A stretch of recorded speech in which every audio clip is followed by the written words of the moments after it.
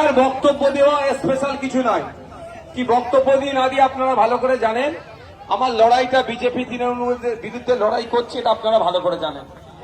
আজকে শুধু আপনাদের একটু আস্তে কথা বললে হবে না, কথা বললে হবে না, একটু আস্তে ঠান্ডা মাথায়। এবারে ভাঙড় বিধানসভায় আপনি ভোট কিভাবে দেবেন, পিছিয়ে আসেন বাবু, পিছিয়ে আসেন, তা আপনারা দেখিয়ে দেবো। এটা একটা নমুনা ইভিএম যদি বলি আমি, ড্যামি ইভিএম। এবারে ভাঙড়ে দুটো এই ধরনের মেশিন হবে, ইভিএম মেশিন। কারণ ভোটারের সংখ্যা বাড়া কমা নয়, প্রার্থীর সংখ্যা বেড়ে গিয়েছে, 20টা প্রার্থী হয়ে গিয়েছে, 20টা প্রার্থী হয়েছে। তো 20টা প্রার্থী হওয়ার জন্য দুটো ইভিএম লাগবে, একটাতে 16টা আর একটাতে 4টে। তাহলে আমার নাম্বারটা কততে আছে? মায়েরা বলো কততে আছে, বাপেরা বলো কত নম্বর, হাতটা তুলে দেখা। 5-এ আছে তো নাকি? কিভাবে 5 খুঁজবে?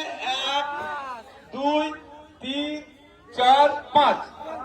আমার দেখবে নাম লেখা থাকবে মোহাম্মদ নওশাদ সিদ্দিকী, তারপরে দেখো আমার ছবি দেওয়া থাকবে, আছে তো? আছে তো নাকি আমার ছবি? তারপরে দেখো আমাদের খাম চিহ্নটা আছে, তারপরে দেখো সোজা একদম ওই টানে টানে একটা সুইচ পড়বে, দেখুন আওয়াজ হবে। সবাই পাচ্ছ?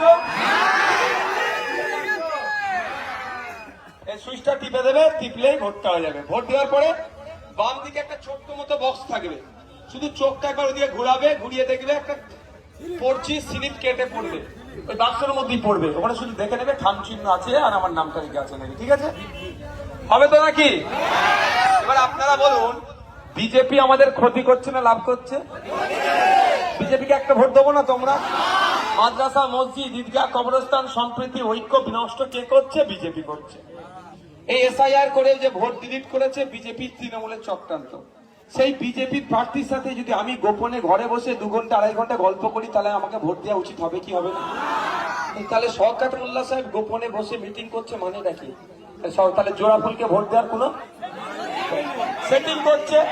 কারণ সেটিং করছে কি, মাদ্রাসা, মসজিদ, ঈদগাহ, কবরস্থান তথা ওয়াকফ সম্পত্তি কেড়ে নিয়ে দেওয়ার জন্য মোদি প্ল্যান করছে। আর মোদির প্ল্যানকে আমি মামলা করে বন্ধ করে দিচ্ছি। তাই রাগেতে মোদি মমতা এক হয়েছে, হয়ে আমাকে হারাতে চাইছে। পারবে ওরা? ওরা পারবে? ওরা যতই চেষ্টা করুক, মোদি, মমতা, অমিত শাহ, শুভেন্দু অধিকারী, যতই তারা লাগুক, ভাঙড়ের মানুষ ওদেরকে জবাব দেবে। আগামী 29 এপ্রিল ইভিএম মেশিনের 5 নম্বর বোতাম টিপে মোদি মমতাকে জবাব দেবে। ওয়াকফ আন্দোলনের সময় তুমি দিল্লি যাওয়ার কথা বলেছিলে, হাজার হাজার মানুষের নামে মিথ্যা মামলা দিয়েছে, ভাঙড় তার জবাব দেবে। রাজি আছেন তো? এসটি এসসি সার্টিফিকেটের বিরুদ্ধে আমাদের লড়াই চলবে তো? গরিব হিন্দুদের উপর অত্যাচার বন্ধের লড়াই চলবে তো? মুসলমানদের উপর অত্যাচার বন্ধের লড়াই চলবে তো? নারীদেরকে নিয়ে কুমন্তব্য করার বিরুদ্ধে লড়াই চলবে তো? সরকারি কর্মচারীদের হকের দিয়ে বুঝিয়ে দেওয়ার লড়াই হবে তো নাকি? কন্ট্রাকচুয়াল যারা কাজ করছেন সব কাজে সমবেতনের লড়াই হবে তো নাকি? ভাঙড়ের লড়াই হবে তো? ভাঙড় বা রাজ্যকে পথ দেখাবে তো যে কোন নোটোরিয়াস ক্রিমিনালকে ভাঙড় থেকে তারা জেতাবে না, শূন্য হাতে ভাঙড় থেকে তাকে ফিরিয়ে দেবে তো? তাহলে আগামী 29 এপ্রিল আসছে দিন, দিকে দিকে বলে দিন যে মারা ইভিএম একটা বুঝলেন, বাপেরা বুঝলেন, বাড়িতে গিয়ে পরিবারের লোকজনকে তো বুঝিয়ে দেবেন তো নাকি যে দুটো ইভিএম মেশিন থাকবে, ঘাবড়ে যাওয়ার দরকার নেই, ভোট আমাদেরকে 5 নম্বরে দিতে হবে। তবে এবার আপনাদের প্রতি আমার ভরসা, আস্থা, আমি যেটা বুঝতে পারছি আপনাদের সাথে মিশে 5 বছর ধরে, এইবারে শুধু 26,000 লিড নয়, লিডটা কম করে 50,000 হবে। হ্যাঁ, আর একটা কথা বলি, ভয় পাওয়ার দরকার নেই, গুন্ডা মস্তান সব সাইড হয়ে গেছে। চালতাবেড়িয়ার একটা বড় নেতা আছে, কোথায় সে, কোথায় খোঁজ নিয়ে দেখো, সে এখন আর নেই মার্কেটে, মার্কেটে নেই। যারা বদমাইশি করবে এই ধরনের মার্কেট থেকে আউট হয়ে যাবে গণতান্ত্রিক প্রক্রিয়াতে, ঠিক আছে? আপনার ভোট আপনি নিজে দেবেন, মাথায় থাকবে তো নাকি?